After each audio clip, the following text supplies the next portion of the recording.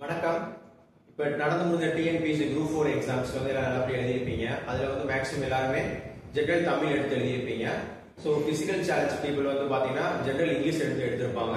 So group 2 2A prelims படிக்கிற English medium students வந்து general English வந்து எப்படி இருக்கும் அப்படின்னு தெரியாமல் கொஞ்சம் கஷ்டப்பட்டு இருந்திருப்பாங்க. ஸோ மாடல் வந்து எப்படி இருக்கும் தெரியாமல் இருந்துச்சு.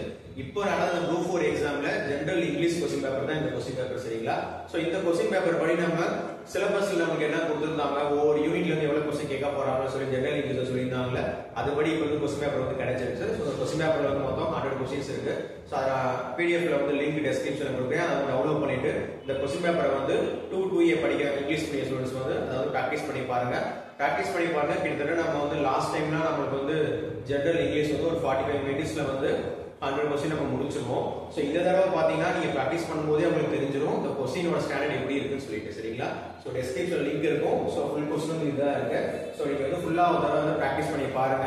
ஸோ அடுத்த வீடியோ நம்ம என்ன பண்ணுவோம்னு சொல்லி பார்த்தீங்கன்னா இந்த 100 கொஸ்டின்ஸ் வந்து எப்படி கேட்டிருக்காங்க, நம்ம வந்து எந்த மாதிரி படிக்கணும், அந்த மாதிரி நம்ம ஃபுல் வீடியோ நம்ம வந்து நெக்ஸ்ட் வீடியோ வந்து பார்ப்போம். ஏன்னா ஜெனரல் தமிழ் உங்களுக்கே தெரியும். இந்த 2 நேரத்துல இருந்து பார்த்தீங்கன்னா ஜெனரல் தமிழ் வந்து கொஸ்டின் வந்து ரொம்ப டஃபா இருந்துச்சு அப்படின்னு சொல்லிட்டு இருந்தாங்க.